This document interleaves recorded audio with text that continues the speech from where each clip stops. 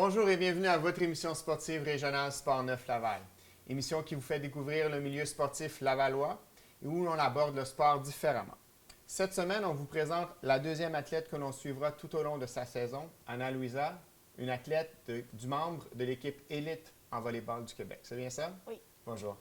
Et on retrouve aussi nos panélistes, nos experts, Thierry, Maryse. Bonjour, content de vous retrouver encore une fois. Alors, si vous êtes prêts, on lance ça maintenant.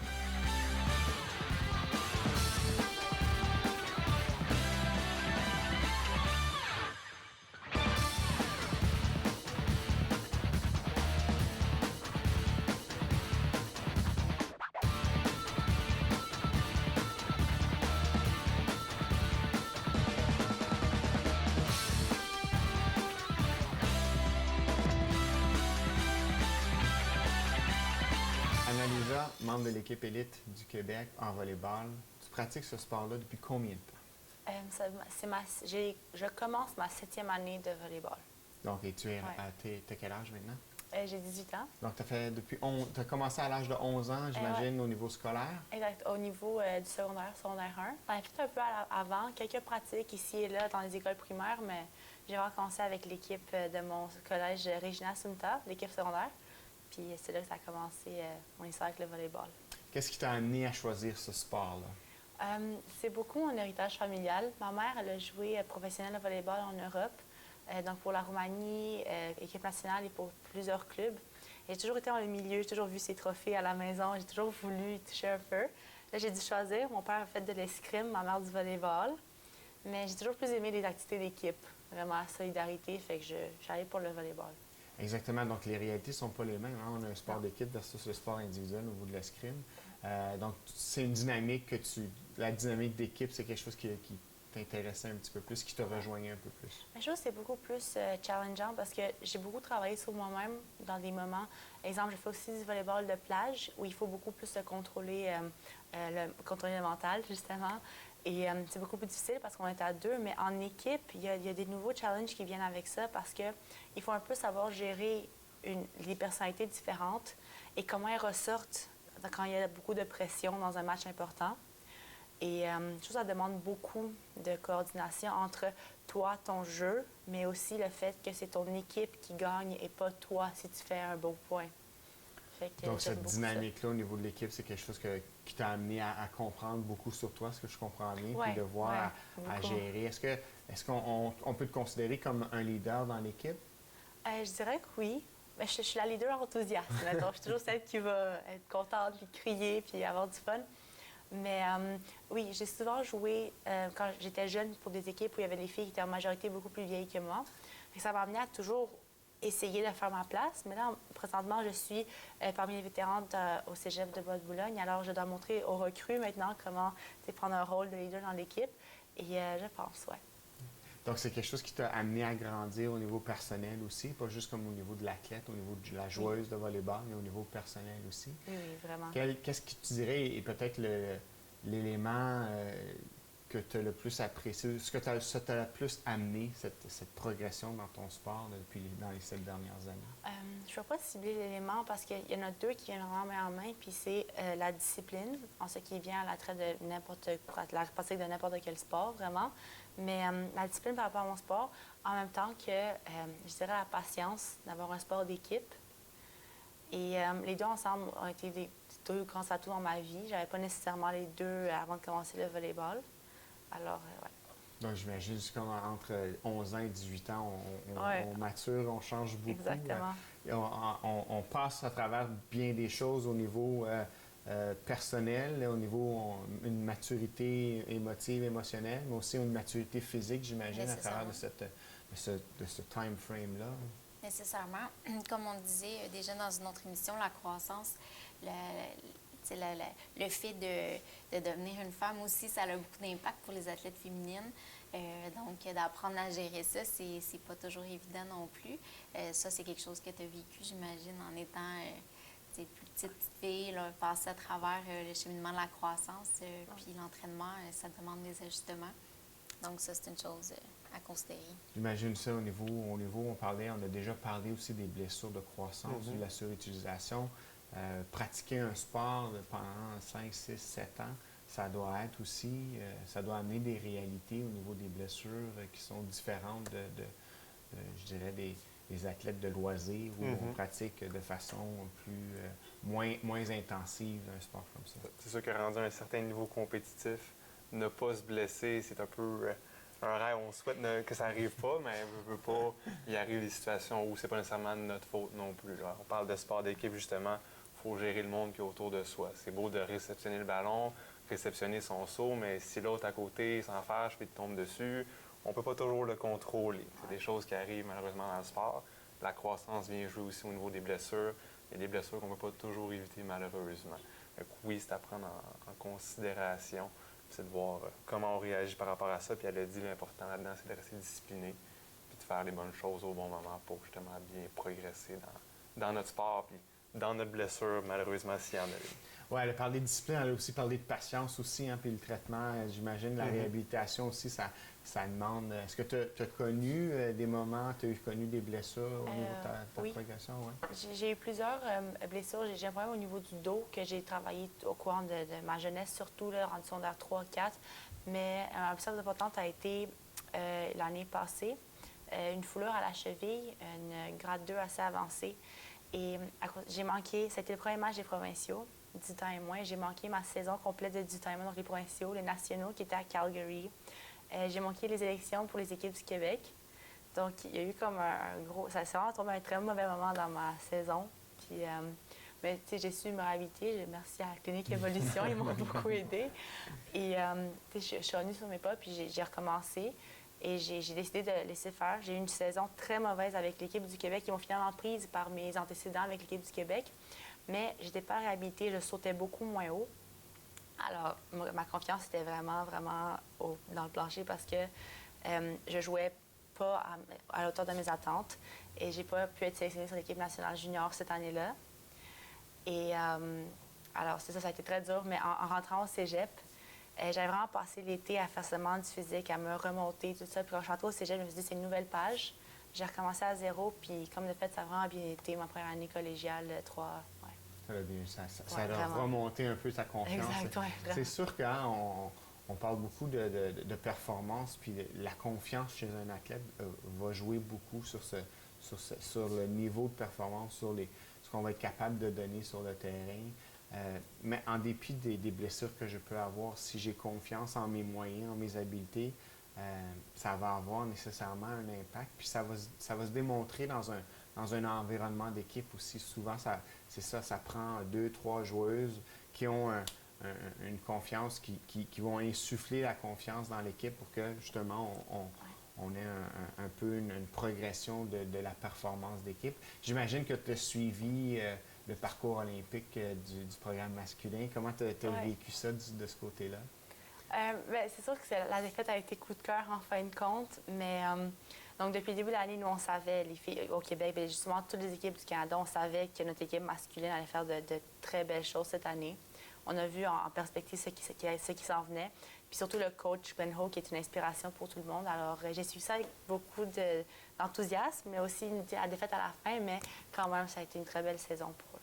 Okay. Et tu parlais, c'est Marie, je pense, qui parlait tantôt d'une athlète féminine. Comment tu as vécu aussi l'apport féminin au niveau des récoltes de médailles, d'avoir 16 médailles sur 22 remportées par des filles? J'imagine que ça peut être aussi une source de motivation. Oui, vraiment. J'étais fière, là, surtout de voir Penny Oleksiak en natation, qui est plus jeune que moi, puis qui a autant de médailles olympiques. Puis ça donnera un boost parce qu'on croit en les athlètes féminines au Canada et ça donne une bonne inspiration pour Tokyo en 2020.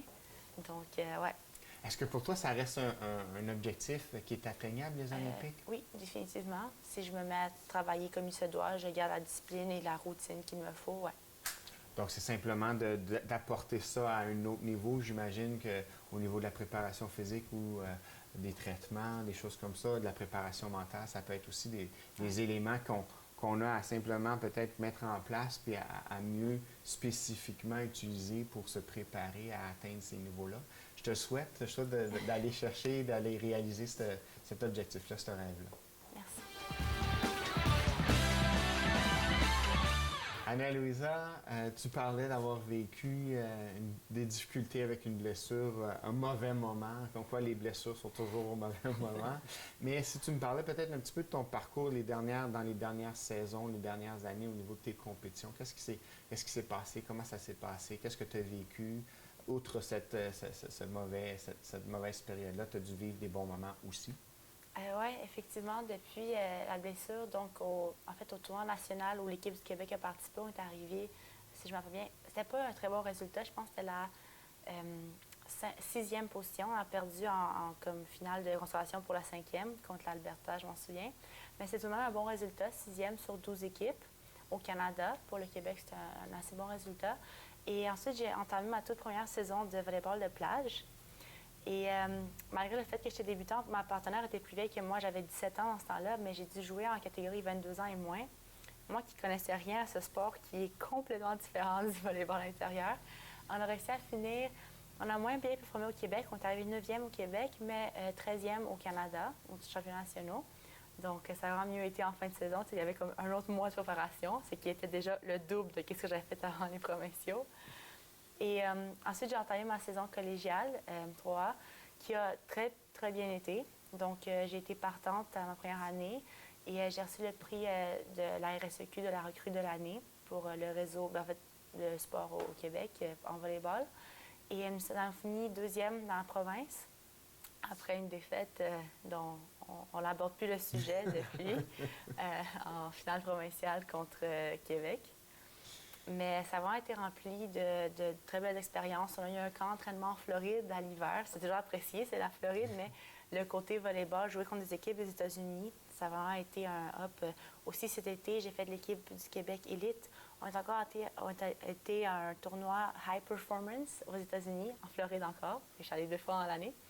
Mais vraiment par le calibre des États-Unis, puis se comparer avec ça, puis voir que, OK, on peut compétitionner avec les États-Unis, fait que ramener ça au Québec. J'ai vraiment hâte, dans la saison qui vient de recommencer maintenant, ma 2e année collégiale, j'ai hâte d'implémenter ça dans mon jeu, puis d'en parler à l'équipe aussi. De partir avec ces acquis-là, puis avec ces expériences-là, en ligne avec de dire, bon, mais on connaît un peu plus, je connais un peu mieux mon niveau de jeu, j'ai vécu différentes expériences. J'imagine qu'au niveau de la préparation physique, ça peut être aussi des éléments qui vont voir la discipline ou l'engagement de l'athlète augmenter. Ah, c'est certain. C'est certain que de regarder les autres, comment ils s'entraînent, on dit toujours qu'il faut prendre l'exemple sur les meilleurs. Donc, c'est sûr que c'est motivant. Surtout aux États-Unis, la structure du sport est incroyable. Là. Il y a vraiment les meilleurs entraîneurs, les meilleurs préparateurs physiques, les meilleurs biomécaniciens. Je pense qu'ils sont pas mal là. On peut le voir par les résultats des derniers Jeux olympiques aussi.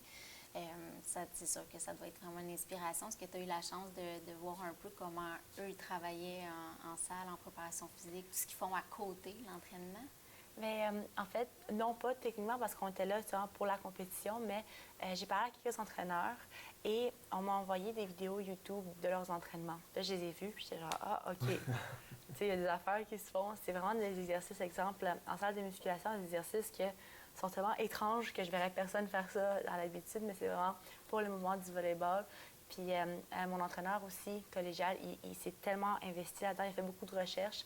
Puis là, il nous parle des élastiques dans le corps, comment contrebalancer le mouvement pour avoir plus de force sans augmenter la vitesse, sans augmenter nécessairement la force de ton bras, mais seulement en faisant le mouvement mieux, tu peux frapper plus fort. Là, on était genre, wow! Fait que là, ouais, c'est ça. On change d'affaires qu'on a appris depuis 5 années, on les change maintenant pour s'améliorer, mais c'est difficile. C'est quand même une habitude que tu t'es faite de frapper d'une telle manière, de rester d'une telle manière. Puis là, ça change un peu, mais c'est pour le mieux. Mais c'était difficile à faire. Puis que quand je regarde, mettons les entraînements des filles aux États-Unis, je me dis, OK, eux, ils ont commencé de la façon étrange, mais c'était la bonne façon. Il y a de l'espoir. Ouais. Puis on est capable de voir ce que ça donne comme résultat aussi. Parce que des fois, c'est ça, hein, gérer le changement ou gérer l'incertitude au niveau psychologique, au niveau de la préparation mentale, c'est ça qui est difficile. C'est que j'ai une recette que je connais, qui fonctionne bien ou qui a bien fonctionné jusqu'à là. On me demande de changer ma recette en me disant, ouais, mais ton gâteau va coûter meilleur. Des fois, on n'est pas. Ouais, c'est ça, des fois, on n'est pas trop sûr. Mais si on est capable de voir des athlètes ou des équipes ou d'autres organisations qui mettent déjà en application cette nouvelle recette-là, bien là, c'est comme si on était un petit peu plus enclin, un peu moins réticent à changer notre façon de faire. Mais c'est sûr que j'ai développé des habitudes, j'ai développé une façon, j'ai développé une certaine confiance dans ma manière de me préparer aussi, ce qui fait que ça peut m'amener à douter ou questionner, à avoir un petit peu plus d'inquiétude par rapport à ouais, faut que je change ma façon de faire. J'imagine qu'au niveau des traitements, au niveau de la réhabilitation, ça peut être des questionnements que les athlètes vont avoir ou vont vivre par rapport à on a déjà traité de cette façon-là, mais regarde, parce que la médecine puis les techniques changent et évoluent, puis donc ça peut avoir des répercussions, j'imagine, de ce côté-là. Le plus gros impact que ça va avoir, bon, c'est sûr, elle fait le sport depuis qu'elle a 11 ans. Elle a toujours travaillé de la même manière, ses mouvements de la même manière, bon, réception de ballon de telle façon. Là, on change ça graduellement. Si c'est fait trop rapidement, c'est là que ça peut créer une blessure, malheureusement, parce que le corps a été habitué de travailler d'une certaine façon, de compenser pour certaines faiblesses ou certains manques de mobilité. Puis là, tranquillement, on change pour une autre façon. Si le corps ne réagit pas bien, bon, c'est là qu'on peut développer des blessures de surutilisation. Par exemple, l'épaule qui réagit mal, parce que oui, on fait le mouvement de la bonne manière, mais est-ce que biomécaniquement, musculairement, c'est accepté par le corps? C'est pour ça qu'il faut y aller vraiment graduellement, pas créer un changement du jour au lendemain. Oui, il faut créer des changements pour s'améliorer, pour mieux performer, mais il faut y aller graduellement pour que le corps puisse l'accepter. C'est une chose de faire bien le mouvement, mais il faut le faire à répétition, surtout dans un sport comme le volleyball où les entraînements, c'est pas un 30 minutes 2-3 fois par semaine. C'est plusieurs fois dans la semaine. C'est de haut niveau d'intensité assez élevé parce qu'on vise la performance. On ne vise pas juste de jouer puis de renvoyer le ballon à l'autre bord. On veut performer. Donc, on essaie de s'adapter. Mais il faut laisser le temps au corps d'accepter ces changements-là parce que c'est lui à la base aussi qui décide si ça fonctionne ou pas. S'il est capable de s'adapter ou non. Le temps que ça va lui prendre pour s'adapter ou non. Il y a une adaptation au niveau physique, au niveau corporel. Tu parlais aussi tantôt, il y a une adaptation au niveau, la différence entre le volleyball intérieur et le volleyball de plage. J'imagine qu'au niveau psychologique, mental, il y a aussi une adaptation dans ces réalités différentes. Pourtant, en le regardant, on dirait, oui, on peut voir les différences entre une équipe de 6 versus une équipe de 2, mais ça semble être le même sport. Peut-être si tu me parlais un petit peu plus spécifiquement de comment tu as vécu cette différence-là puis cette adaptation-là de ton côté. Mais j'espère ça avec un exemple, à l'intérieur, on est 6 filles sur le terrain à la fois. Si toi, ça va pas bien et les 5 autres vont bien et ils te remontent, le rapport en énergie pour te remonter est plus basse à chacun. Et toi, tu as aussi plus de input, de la part de tout le monde et de façon différente. Ça t'aide beaucoup plus vite à remonter. Par contre, dans une équipe de 6, si les 5 autres vont mal et toi, tu vas bien, c'est un match important.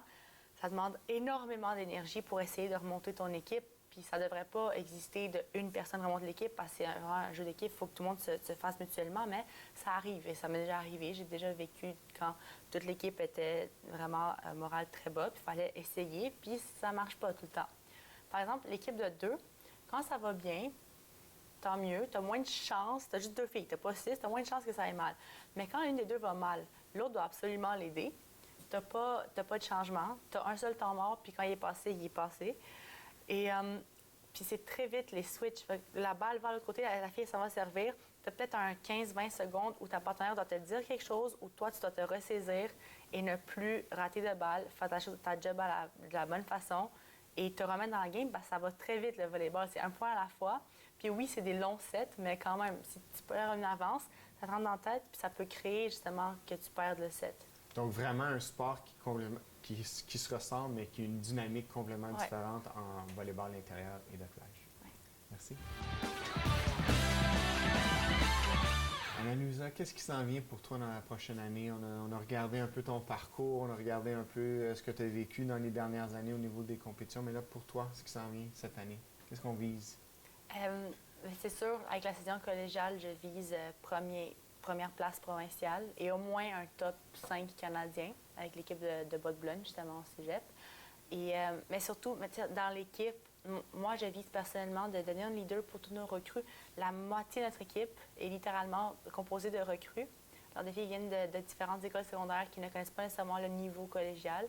Donc, j'aimerais ça devenir un leader pour eux puis les aider à s'améliorer dans leur première année collégiale. Et au niveau du volleyball de plage, l'année prochaine, en fait, en 2017, il y a les Jeux du Canada. Et je ne suis malheureusement plus éligible pour faire les Jeux du Canada en volleyball intérieur. L'âge a été baissé, ça a été... On m'a brisé le cœur. Mais je suis encore éligible pour faire les Jeux du Canada en volleyball de plage. Pardon, c'est intérieur que je ne peux plus les faire. Et donc, je vise être sélectionnée sur l'équipe du Québec de volleyball de plage cet été, après avoir fait quelques tournois durant l'année peut-être, et d'être une des 2 filles qui composent l'équipe du Québec qui va aller aux Jeux du Canada. Donc ça, c'est les 2 gros objectifs Ouais. par rapport à ton sport, à tes compétitions. Par rapport à les différentes expertises que tu as avec toi ici, c'est quoi les défis ou c'est quoi les éléments que tu vois importants dans cette préparation-là pour t'amener à atteindre ou à réaliser ces objectifs-là? Mais premièrement, ça va être la préparation mentale. Pour la toute première fois de ma vie, je suis la plus vieille. Je suis dans une position où je suis, mettons, plus vieille que les autres. J'ai plus d'expérience que les autres dans une équipe. J'ai toujours été plus jeune, puis ça a toujours été plus facile d'aller chercher quelqu'un que de tirer les autres, mettons. Et cette année, j'ai l'impression que la pression va être différente sur moi que l'année passée. L'année passée, je me disais, hey, je suis jeune, ils peuvent me changer si je fais quelque chose de stupide. Mais là, je suis comme la roche solide qu'il ne faut pas faire des choses stupides. Et à niveau toute la préparation, tout ce qui vient avec le corps, la nourriture aussi, ça va être pas mal un défi d'essayer de gérer. En ce moment, les études deviennent plus intenses aussi, puis je veux accéder à un niveau académique élevé. Avec le volleyball aussi, il faut que je mange en conséquence, que je prépare mon corps en conséquence. Je vise de plus avoir de douleur ou de blessure due à la réparation physique. Qu'une blessure arrive sur le coup, OK, je vais l'accepter. Je ne vais pas dire genre non, ça, je ne veux plus avoir de blessure qui arrive jamais. Mais vraiment viser que la préparation de mon corps soit optimale du point de vue préparation physique, du point de vue préparation en nutrition, préparation mentale. Ouais.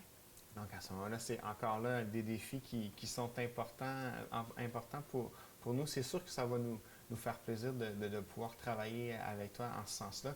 Tu mentionnais aussi, je pense que dans la réalité où plus de la moitié de l'équipe est recrue, puis tu te vois jouer ce rôle de leader-là, je pense que vous êtes aussi à un niveau, c'est collégial 3 ans, donc vous êtes au niveau plus élevé, au niveau du compétitif. J'imagine que ça peut avoir...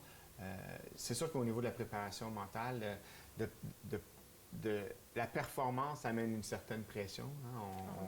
Souvent, les athlètes vont me dire, Michel, je ne voudrais pas être stressé, je veux dire, arrête de performer, arrête de compétitionner, c'est le meilleur moyen pour ne pas être stressé. Mais quand on rentre dans une dynamique de performance, quand on rentre dans une dynamique de match, de compétition, il y a nécessairement une pression qui se met, qui vient naturellement. Et aussi, il y a une pression dans la façon qu'on va le prendre. Si on veut jouer ce rôle-là, d'être un peu plus leader et d'être un peu plus... Bien, c'est vrai qu'on a un peu moins de latitude sur prendre ça relax aujourd'hui parce que ça nous tente moins.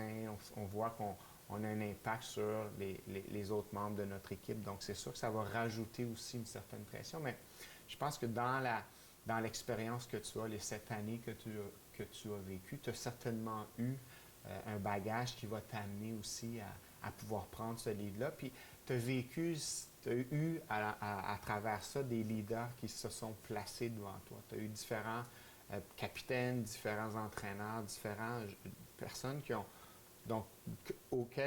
avec lesquelles tu vas piger pour faire, toi, ton rôle de leader, puis devenir un peu la personne que tu veux être pour tes coéquipières. Donc, il y a cette façon-là qu'on pourra certainement travailler au niveau de la préparation mentale. Puis au niveau de la préparation physique, au niveau de la physio, j'imagine en lien avec les objectifs, il y a certainement des belles choses qui sont à faire avec Anna-Louisa. J'en vois un, des gens partant, le fait d'avoir 2 saisons, un peu dans tes objectifs, là, deux réalités différentes pour le corps à performer définitivement. C'était quand même un excellent défi de dire je vais limiter mes blessures dues à un manque de préparation.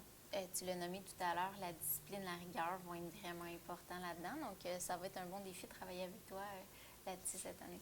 J'imagine qu'aussi au niveau, on parlait de la réalité du volleyball de plage versus le volleyball intérieur. Justement, quand on est 6 pour jouer versus 2, au niveau de l'intensité, au niveau physique, le risque de blessure est sûrement plus important quand je suis juste deux pour réceptionner ou pour jouer le ballon. Donc, ça peut certainement avoir un impact d'avoir justement cette réalité d'avoir 2 saisons consécutives presque qui se suivent, là. C'est sûr que le fait de jouer à 2, ben à chaque fois que le ballon traverse de ton côté, tu vas être en contact au moins une fois avec. C'est presque automatique. À 6, ça arrive que des fois le ballon arrive, il vient de ton côté, oh, il va de l'autre côté sans que tu aies à faire de gros mouvements. Je pense que l'impact le plus important entre le volleyball intérieur que celui sur le volleyball de plage, dans le fond, c'est le sable. Ça vient jouer beaucoup sur ta réception, ton impulsion, le mouvement est différent. La façon de placer ton pied, ta façon de pousser, ta façon d'accélérer, l'anticipation par rapport à ça, c'est une grosse différence.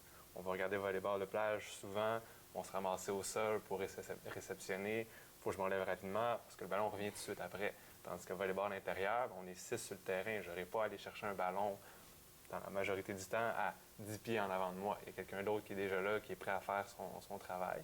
Tandis que le volleyball de plage, c'est beaucoup plus rapide en termes de jeu. Mais en plus, on est ralenti par le sable. C'est de jauger par rapport à ça. Un beau défi qu'elle va devoir faire face, c'est bon, peut-être que tu n'auras pas de blessure cette année, je te le souhaite. S'il y a une blessure chez une de chez coéquipière, elle est la leader un peu de l'équipe. Elle sait déjà comment ça se passe quand on a une blessure, que des fois on est ralenti malgré tout, on n'a pas le contrôle. Surtout, malheureusement, des fois on ne peut pas jouer, des fois je peux jouer en partie malgré ma blessure. Il va falloir qu'elle gère un peu les blessures des autres aussi, leur expliquer jusqu'à quel point on peut pousser sans mettre l'équipe dans le pétrin, si on veut. Là.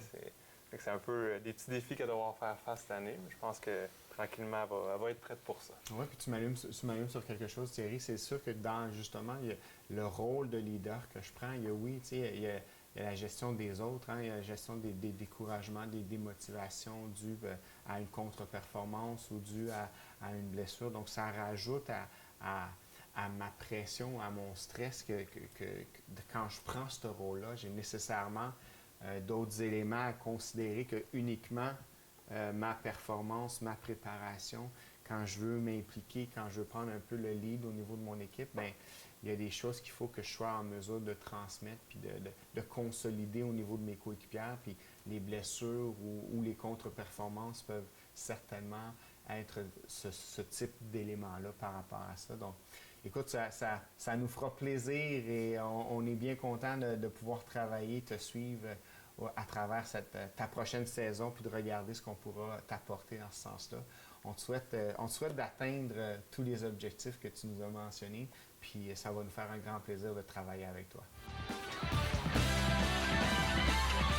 C'est ce qui complète notre émission pour cette semaine. Je tiens à remercier notre athlète invitée, Anna-Louisa. Merci beaucoup de ta présence. Je suis bien content que tu aies accepté de participer à notre projet, puis j'ai bien hâte d'en apprendre un petit peu plus sur ton sport, ses réalités, puis tes défis tout au long de la saison.